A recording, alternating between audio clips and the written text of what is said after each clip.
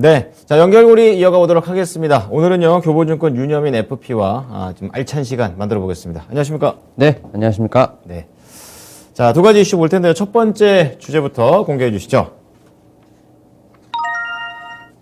이노바 인터내셔널. 야, 이게 또 뭔가 또 새로운 관점입니다. 기대 이상의 AI 신용평가 엔진 성능. 이노바 인터내셔널이 뭐 하는 회사입니까? 뭐 정확히 말씀드리면 약간 온라인 금융업, 금융업 뭐 쪽이군요. 대출이라고 볼 수도 있고. 토스나 뭐 이런 겁니까? 네, 약간 네. 핀테크 기능이 좀 합쳐졌다고 볼 수 있을 것 같은데. 네.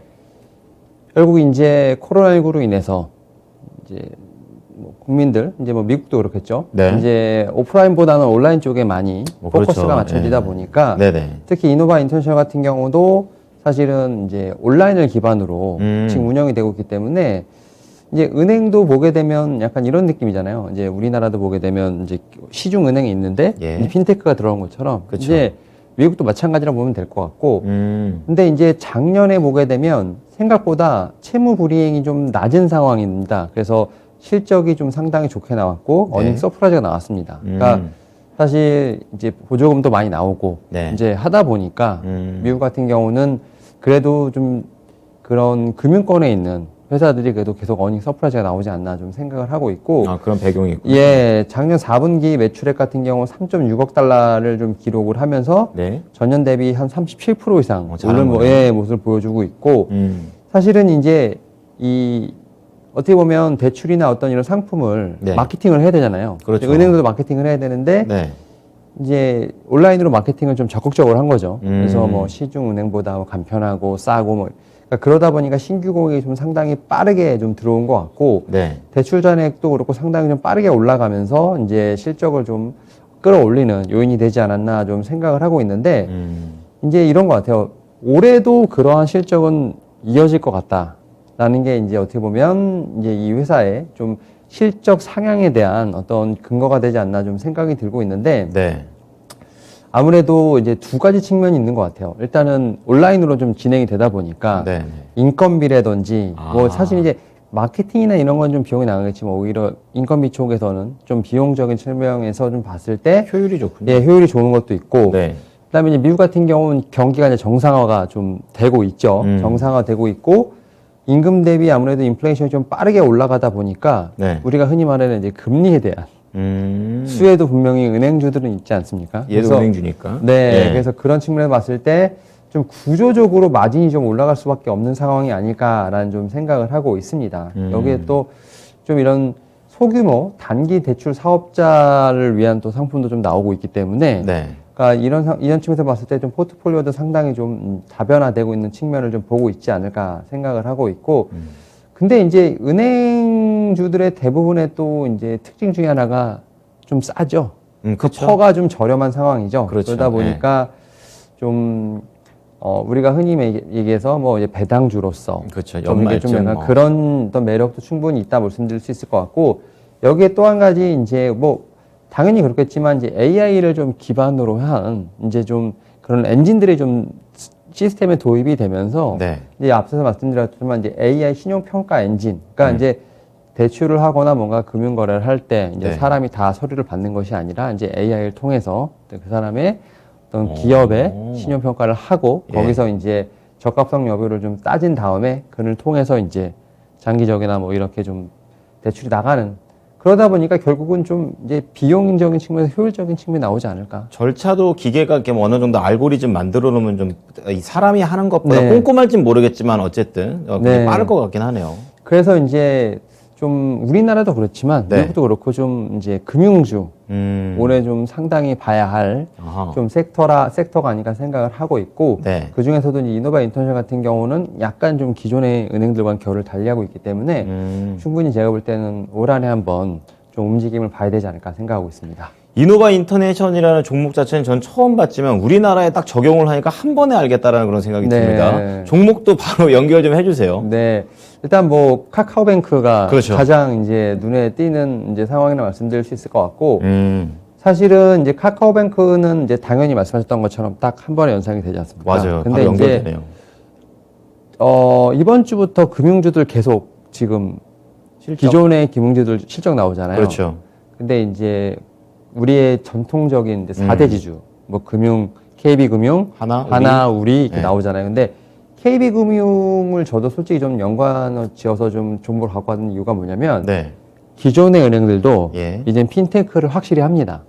그러면 카카오뱅크가 갖고 있는 그런 장점이 약간 희석될 가능성은 없나요? 희석될 가능성도 있죠. 예, 예. 사실 따라할 거니까. 그러니까 4대 금융주들이 사실은 엄청 멀었잖아요, 작년에. 그럼요. 그 돈을 가지고 돈 없는 것도 아니고. 네, 배당도 하고 맞아요. 자사주 소각도 하고 그리고 또 포트폴리오를 이제 온라인 쪽으로 지금 다 넓히고 있단 말이에요. 그렇죠. 그러면 오히려 카카오뱅크 측에서 봤을 때는 또 다른 이제 결이 다른 또 뭔가 있어야죠. 모멘텀이 있어야 되는 거예요. 예, 그렇죠, 그렇죠. 그런 측면에 봤을 때 오히려 기존의 금융주들이 지금 카카오뱅크 같은 경우는 사실은 이제 카카오뱅크만의 매력도 있겠지만 또 카카오 그룹하고 좀 엮이다 보니까 약간 오너 리스크에 대한 부분들이 조금 더 최근에는 부각되는 부분이 있습니다만 시너지도 오히려 있는 거잖아요. 예.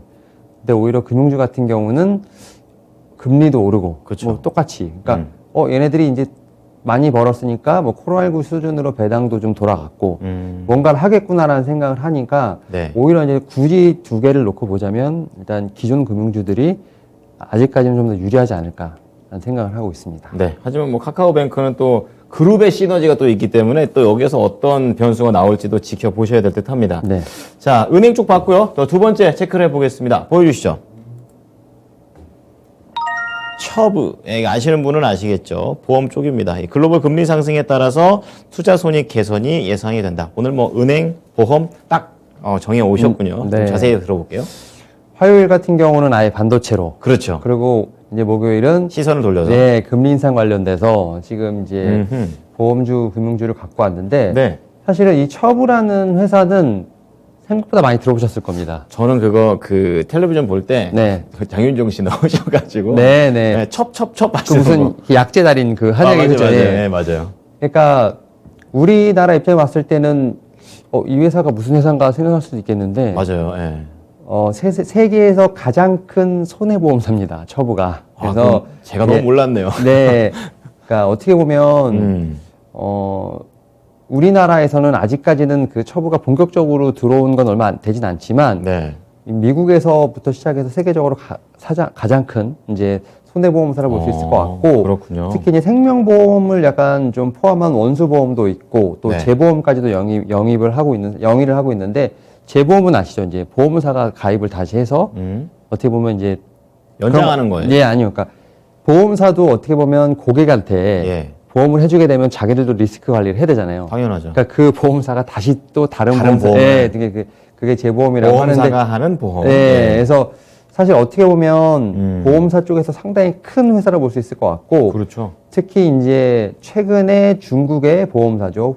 후아타이의 좀 대주주로 올라섰습니다. 86% 지분을 좀 취득을 하면서 거의 다네요. 예. 중국 시장을 공략을 하고 있고, 그다음에 시그나의 어떤 아시아 태평양 사업부를 좀 인수를 하면서 사업을 다각화하고 있습니다. 그래서 그러니까 한국 쪽이나 이런 아시아 쪽으로 오고 네. 있다는 얘기군요. 그러니까 세계에서 크고 미국에서 좀 중심되어 있지만 예. 중국에 진출했고 이제 아시아 태평양 쪽으로도 지금 이제 사업을 넓히고 있는 상황이라 큰 말씀드릴 수 회사네요. 있을 것 같은데 네네.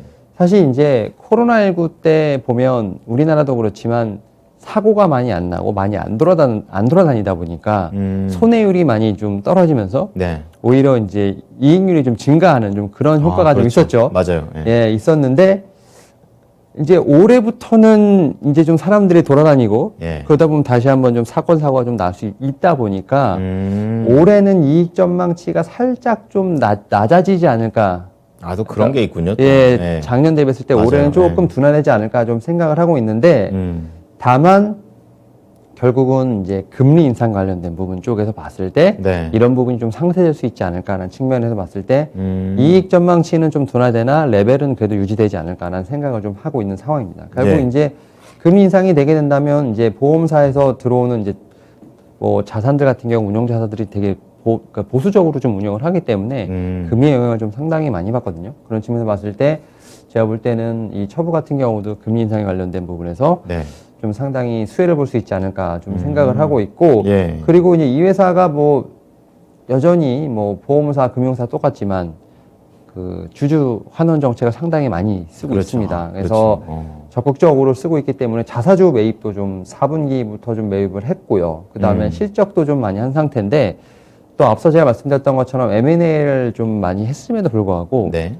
배당은 전혀 지장이 없다고 합니다. 돈이 얼마나 많아요? 그러니까 빵빵합니다. 금융주, 보험주들이 좀 돈이 많습니다. 그래서 뭐 사실 자사주 매입부터 시작해서 배당까지도 이미 하고 예정대로 있죠. 하고 있다고 하니까 예. 제가 볼 때는 충분히 그런 체력이 된다는 측면에서 봤을 때 이 이제 처분하는 보험주도 올해 금리 인상 관련된 수혜주를 한번 보시면 어떨까 생각하고 있습니다. 네. 자, 처부하고 또 이노바 인터내셔널. 이 얘기를 해주시는 바람에 또 우리 채팅창에서도 야, 이거 금융주 관심을 가져야 되나? 약간 또 이게 마음을 흔들고 계십니다. 자, 그렇다면 종목들로 바로 연결해 볼게요. 어떤 쪽으로 볼까요? 최근에 이 보험주 중에서 이렇게 상승이 나와도 되나라고 싶은 회사가 이제 메리츠화재. 예, 왜 이러지? 왜 이렇게 갑자기 이게 금융주가 성장주처럼 움직이지 약간 이런 느낌? 그러게요. 네. 그래서 뭐. 독보적입니다. MSCI 뭐 정기 편입 뭐 이런 얘기가 막 싹 나오면서 어떻게 되나 막 이런 얘기가 좀 나오고 있는데. 네. 확실히 이제 이 메리츠화재가 메리츠 금융지주의 좀 핵심 계열사로 올라선 느낌이 좀 있어요. 본인도 본인의 가치를 좀 입증해내고 있는 겁니다. 네. 국내에서. 예. 그러니까 뭐 메리츠화재 같은 경우 지난해 매출액이 뭐 10조, 영업이익 약 한 1조 정도 기록을 하면서 전년 대비해서 영업이익 같은 경우 거의 한 49% 이상, 50% 이상 이제 좀 증가했고 강합니다. 영업이익이 뭐 계속될 것으로 보이고 있는데 결국은 이제 메리츠화재 뭐 어떻게 보면 실적에 대한 기대감이 어떻게 보면 이제 성장주들이 약간 주춤할 때 예. 상당히 수혜를 보지 않았나 치고 생각을 나왔죠. 하고 있고 예. 그런 그리고 거군요. 이제 두 번째로 사실 그 손해보험 쪽에서는 현대해상이 어떻게 보면 저는 원래 탑이었다고 생각을 하는데 네. 메리츠화재가 좀 치고 나가면서 근데 그래요? 이제 이번에 현대해상 같은 경우도 보면 이제 실손보험 관련된 부분들 네. 그다음에 그 자동차 보험이라든지 이런 부분이 좀 계속 개선이 될 것 같아요. 그래서 제가 볼 때는 일단 가입자들은 좀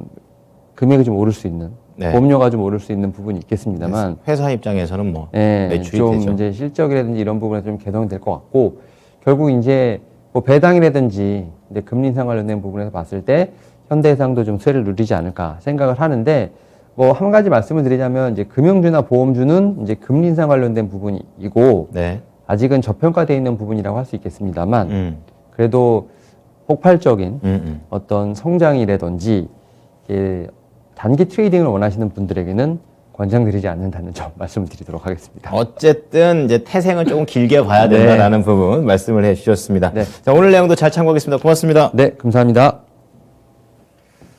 네, 지금까지 교보증권 윤여민 FP와 함께한 연결고리였습니다.